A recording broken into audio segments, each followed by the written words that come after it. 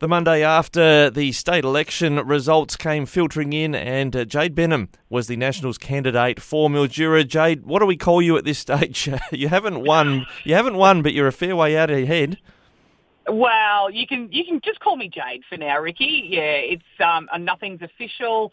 We haven't claimed the seat. There is a lot of counting of postal votes in particular to still be done. So it's still a game of wait and see at this stage. Yeah, I thought there was about 900 or so votes you were ahead at this stage, and the federal leader for the Nationals, David Littleproud, he says you've won, but you want to be sure it's in the bag, I imagine. Yeah, David actually called me on Saturday night, actually reasonably early on, because I think he was watching Anthony Green on the ABC, and his projections are not often incorrect, but again, at this stage, still nothing is official. So it's just, stand by. Just checking what we saw from Ali Cupper, a statement she issued Sunday morning, was that she said on the current trend, it looks like the seat's going back to one of the major parties. But I gather you haven't spoken with her. She hasn't conceded defeat at this stage? No, I haven't actually spoken to any of the other candidates. But on that topic, the Nationals had an amazing night, despite the statewide results. The Nationals look like, at this stage, they will gain 3 seats, and all of those come from regional independents. So the Nationals have had a great weekend, and it looks like we'll gain another upper house seat as well. So this is in Northern Victoria, I take it, that seat. It might have jagged one there.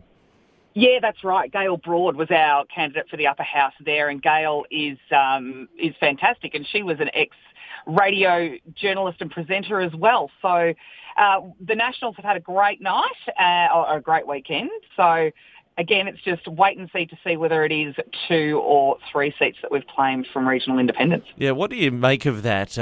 Clearly people were a bit salty, I guess, in choosing to take regional seats away from the Nationals to independents, but they've come back, by the looks of it, into Nationals' hands. Yeah, I think it's probably a mix of things. I mean, it's so hard to read, really.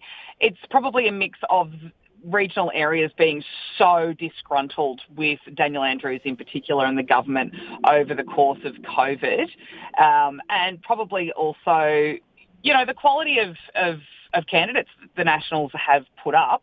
We're a really grassroots, community-based party, and the candidates that we had around the state, Marty Cameron in Morwell, he's a plumber, owns his own business. Kim O'Keefe, same thing. She's owned her own business for a long time, was a former mayor of Shepparton, myself, a business owner. So I think we're people that are really grassroots community members, running businesses, raising families, just like our next door neighbours or the people up the road or the people at the fish and chip shop. I think that has been what has resonated so well with people for the Nationals this election. Well, I noticed down in Donald and Charlton, clearly your messages resonated with people there, and especially also at Oyen, but a bit of work to do at Birchip and in Mildura as well, I gather, to, I guess, if you have one, grow your support in those areas going into 2026.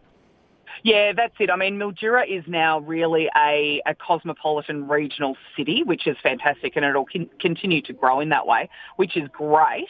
Donald, Charlton, Oyen are all, towns that I've spent a lot of time in over the course of the last 4 or 5 months. So, and getting to know people, and that's been the best part of this campaign, is getting out into the Mallee and in Mildura as well, and just getting to know people and listening to people, finding out the different opinions, different perspectives, and that kind of stuff actually really fascinates me. Listening to people that I might not agree with, but it's not really what I'm thinking. It's about what the community's thinking, and hearing about different patterns and different priorities. And there's been a couple of things that have really resonated, and you see patterns emerge very, very quickly and very, very obviously. And the top 2 obviously were healthcare and roads.